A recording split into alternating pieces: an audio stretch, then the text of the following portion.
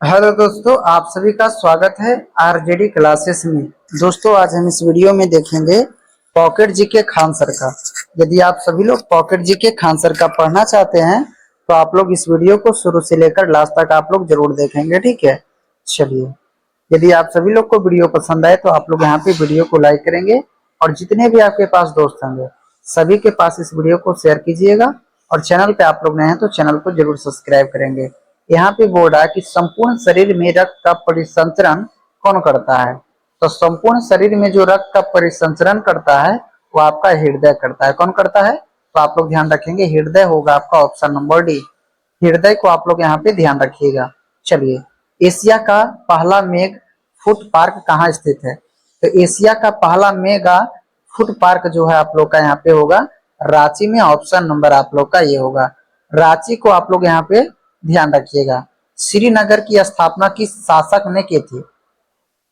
श्रीनगर की जो स्थापना है किस शासक ने किया था? तो आपका होगा अशोक। ऑप्शन नंबर बी होगा, अशोक को आप लोग यहाँ पे ध्यान रखिएगा, ठीक है।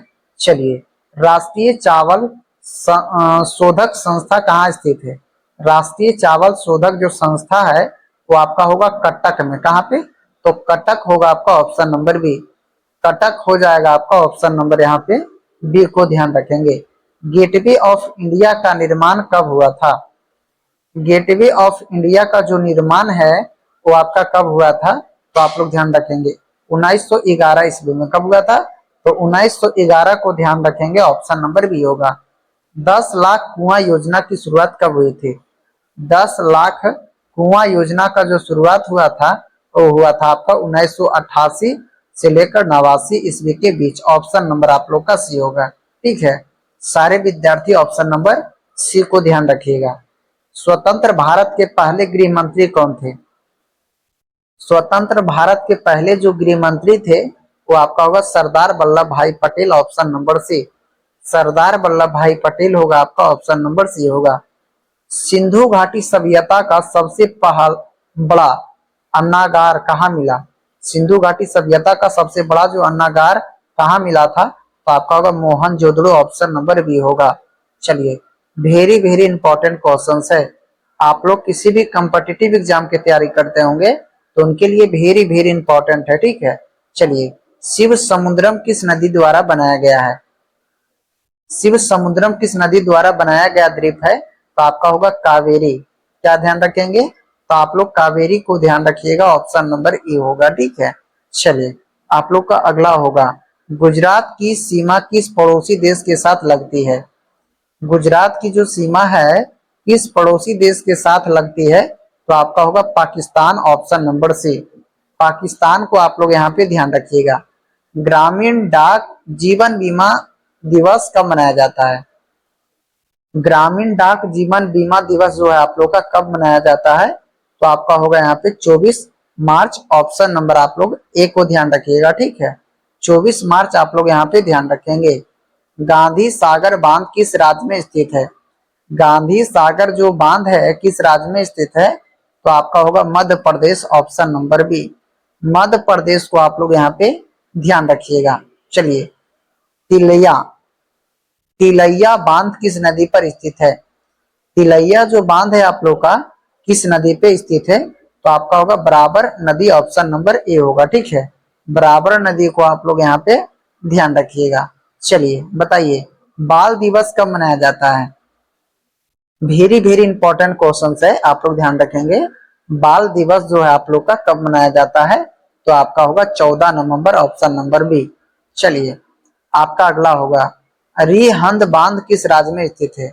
रिहंद बांध जो आप लोग का किस राज्य में स्थित है? तो आपका होगा उत्तर प्रदेश में। कहाँ पे? तो उत्तर प्रदेश होगा आपका। Option number C. चलिए, भारत में चंदन के वन सबसे अधिक कहाँ पाए जाते हैं?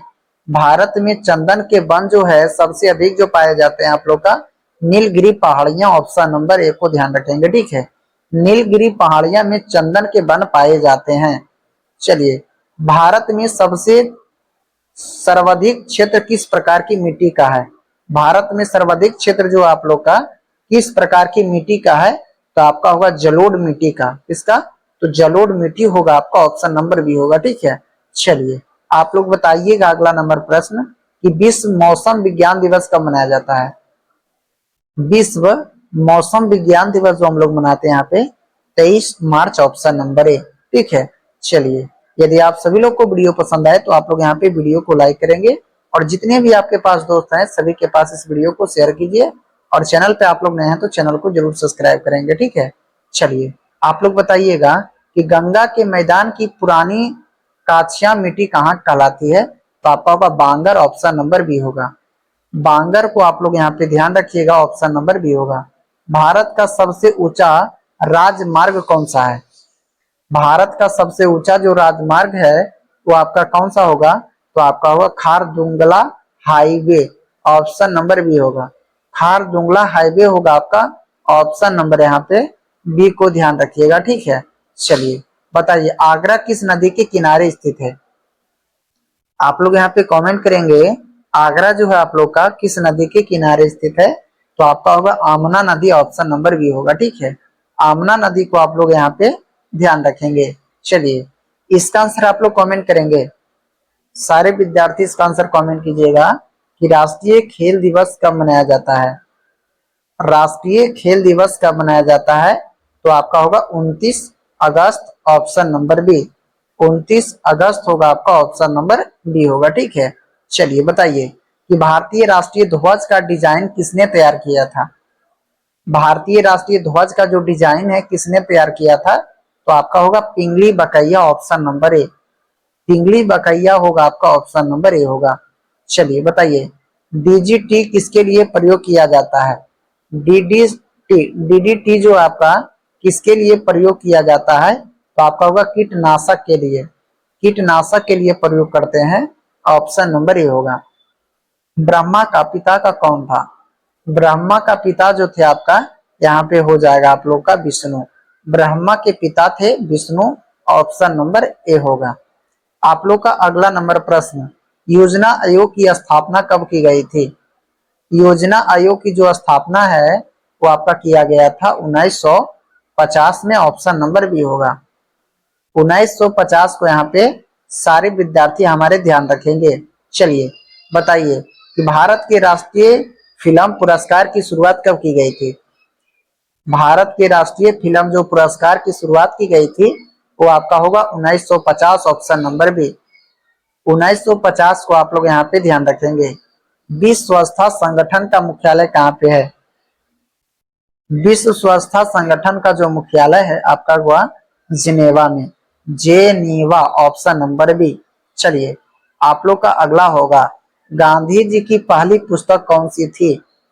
गांधी जी की पहली जो पुस्तक है वो आपका होगा हिंद स्वराज। हिंद स्वराज होगा आपका, option number B. Hind Swaraj होगा आपका, ऑप्शन नंबर बी होगा। चलिए इसका आंसर आप लोग बताइएगा कि महात्मा गांधी द्वारा दक्षिण अफ्रीका में प्रकाशित पत्र का नाम क्या था। तो आपका होगा इंडिया ओपिनियन। इंडियन ओपिनियन होगा आपका यहाँ पे करेक्ट आंसर। ठीक है, देश बंधु के नाम से किसे जाना जाता है।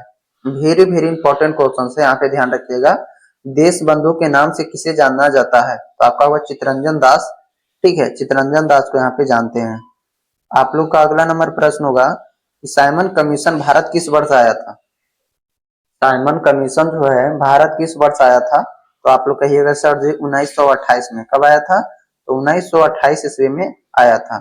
जलियांवाला बाग हत्याकांड कब हुआ था। तो जलियांवाला बाग हत्याकांड हुआ था आपका 13 अप्रैल 1919 में। 13 अप्रैल 1919 में जलियांवाला बाग हत्याकांड हुआ था। चलिए आप लोग का अगला नंबर प्रश्न हो जाएगा, यहाँ पे ध्यान रखिएगा।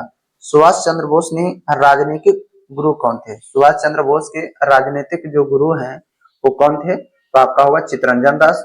भारतीय राष्ट्रीय कांग्रेस की स्थापना कब की गई थी। तो 28 दिसंबर 1885। 28 दिसंबर 1885 को आप लोग यहाँ पे ध्यान रखेंगे। ठीक है, चलिए बताइएगा भारतीय राष्ट्रीय कांग्रेस के स्थापक कौन थे। भारतीय राष्ट्रीय कांग्रेस के स्थापक कौन थे। तो आपका होगा ए.ओ. ह्यूम। ए.ओ. ह्यूम होगा आपका यहाँ पे करेक्ट आंसर। भारतीय राष्ट्रीय कांग्रेस के पहले मुस्लिम अध्यक्ष कौन थे। तो आपका होगा बदरुद्दीन तैयब जी।